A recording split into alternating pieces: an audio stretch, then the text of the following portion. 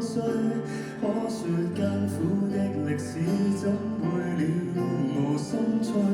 人群裏為人群顧慮，逃離總有逃離空虛。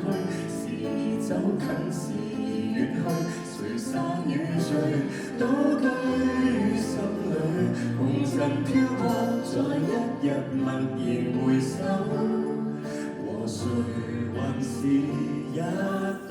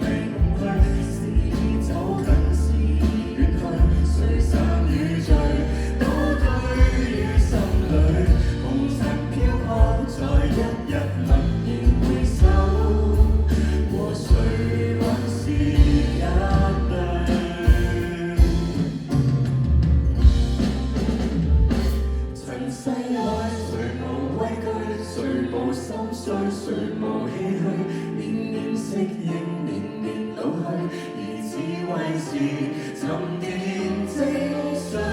年年跨過挫折後，默然回首，可說一生的歷史怎